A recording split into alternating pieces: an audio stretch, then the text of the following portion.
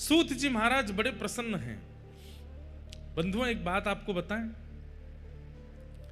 सत्संग लाभकारी कब होगा? जब सत्संग करता सत्संग सुनने वालों से प्रसन्न हो जाए। सत्संग सुनने वाले जब आलस्य करते हैं, सत्संग सुनने वाले जब ध्यान नहीं लगाते हैं, इधर उधर देखते हैं, तो प्रवचनकर्ता का मन क्षोभित हो जाता है और उसके मन में क्षोभ आते ही उसका जो रस है वो भंग हो जाता है। फिर वो कितना भी भाव से कथा सुना रहा हो, आपका कल्याण नहीं हो सकता। शुक्राचार्य जी की एक कथा सुनते ही परीक्षित का उद्धार हो गया, और यहां हम इतनी कथा सुन लेते हैं, क्यों नहीं होता? इसका मतलब यह नहीं है कि एक में ही उद्धार हो फिर दूसरा दोबारा सुननी नहीं चाहिए, पर वो प्रत्येक कथा श्री कृष्ण का अनुभव कराने वाली तभी बनेगी जब वक्ता श्रोता से प्रसन्न होगा। इसलिए श्रोता को ऐसी भावना करके कथा में बैठना चाहिए कि इनकी दृष्टि अगर मुझ पे पड़ जाए तो ये मुझे देख करके आनंदित हो जाए। आप हमारी बात सत्य मान लीजिए, तभी वक्ता के हृदय से सुंदर सुंदर मोती प्रकट होते हैं जो आपका कल्याण करने वाले होते हैं। सूत जी महाराज यहां अति प्रसन्न हैं। सौनकादि ऋषियों से कहते हैं कि मैं आपके प्रश्न से बहुत प्रसन्न हूं। आपने इतना सुंदर प्रश्न किया है। आपके प्रश्न में दो भावनाएं हैं।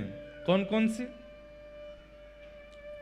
पहली भावना, भवद्भिर लोक मंगलम। सब लोग इधर देखो, ध्यान से सुनो। आपके प्रश्न में पहली भावना यह है कि आपका प्रश्न लोक मंगल करेगा। कभी भी अवसर मिलता है ना तो चूका मत कीजिए। प्रश्न पूछने का अवसर मिले तो ऐसी जिज्ञासा, ऐसा प्रश्न करना चाहिए जिससे लोक मंगल होता। लोक में तो आप भी आते हैं ना, आपका भी मंगल हो जाएगा। और दूसरा, आपके प्रश्न में दूसरी भावना क्या है कि आपके प्रश्न से ठाकुर जी का यश प्रकट होगा और ठाकुर जी के सामीप्य वर्ती वार्ताएं होंगी। प्रश्न कैसा होना चाहिए? दो बातें, ठाकुर जी की लीला प्रकट होती हो और उस लीला के श्रवण से लोक का हित होता हो, लोक का मंगल होता हो, ऐसा प्रश्न ही करना चाहिए सदैव।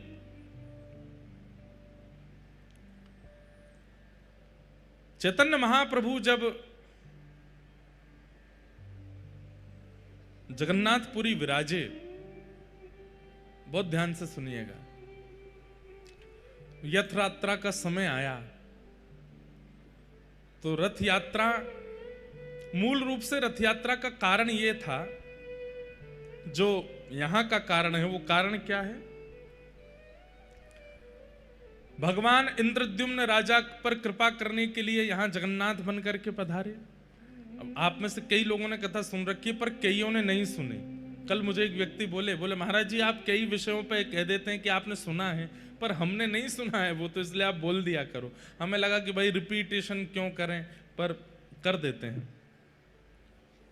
इंद्रद्युम्न राजा थे, कहते हैं उन्होंने इतनी तपस्या की, सतयुग में उनकी तपस्या प्रारंभ हो गई थी और सतयुग में ही उन्होंने ठाकुर जी का मंदिर निर्माण करा दिया था।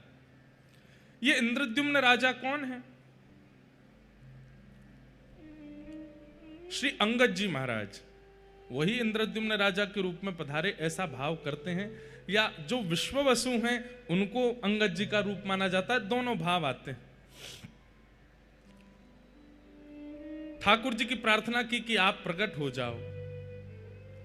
भगवान ने कितने युग प्रतीक्षा करवा करके इनको स्वप्न देकर के कहा कि मैं नीलमणि रूप में विराजमान हूं, नील माधव रूप में विराजमान हूं, लेकिन यह नहीं बताया कि कहां विराजमान हूं। अब तो इंद्रद्युम्न राजा इतने व्याकुल हो गए, कहां है नील माधव, कहां है नील माधव, उन्हें खोजो। ये तो ऐसा हो गया कि अत्यंत प्यासा व्यक्ति पानी मांग रहा था, पानी कहां है, पानी कहां है। आपने कह दिया पानी जो है वो बलिया पंडा में है। अब ढूंढते रहो बलिया पंडा कहां है। आप बैठे दिल्ली, बंबई, कलकत्ता में और वहां हम कह रहे हैं बलिया पंडा में। अब आजकल तो गूगल बता देता है बलिया पंडा कहां, पर तब तो नहीं था। ठाकुर जी ने केवल इतना कहा कि मैं नील माधव रूप में तुमको मिलूंगा, लेकिन कहां मिलूंगा, कब मिलूंगा, कैसे मिलूंगा, इसकी कोई उद्घोषणा नहीं की। और व्याकुल हो गए। तब व्याकुलता के कारण आपने अपनी पूरी सेना को लगा दिया, बोले ढूंढो कहां है नीलमाधव भगवान।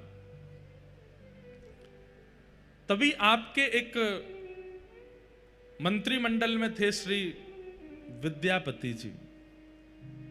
वो विद्यापति भ्रमण करते करते करते करते एक बीहड़ जंगल में, जहां पर सबर जाति के लोग रहते हैं, जिन्हें कोल भील भी कहते हैं, वहां पहुंच गए। तभी वहां आपको एक परम सुंदरी ललिता नाम की कन्या दिखी। ये ललिता कौन है? ये विश्ववसु सवर की पुत्री थी, और विश्ववसु सवर के यहां ही नीलमाधव भगवान थे। देखो ठाकुर जी कैसी लीला करते हैं, अपना परिचय अपने आप ही कहीं ना कहीं से ठाकुर जी करा देते हैं, लेकिन परिश्रम आपको करना पड़ता है उनकी प्राप्ति के लिए। तो विद्यापति जी जैसी ललिता से मिले, ललिता इतनी सुंदर थी कि दोनों का प्रेम हो गया। ललिता ने जाकर के अपने पिता विश्ववसु जी से कहा कि मैं तो इनसे ही ब्याह करूंगी। विश्ववसु जी बोले ये ब्राह्मण हैं, हमको स्वीकार करेंगे? विद्यापति जी बोले नहीं, मुझे स्वीकार है। और ललिता जी का विश्ववसु जी से ब्याह हो गया। तभी विश्ववसु जी ने अनुभव किया कि रोज इनके ससुर जी, विद्यापति जी ने अनुभव किया कि इनके ससुर जी विश्ववसु सवर वो रोज सुबह कहीं जाते हैं, और जब लौट करके आते हैं तो कस्तूरी, चंदन, कपूर, केसर की अद्भुत सुगंधी आती है।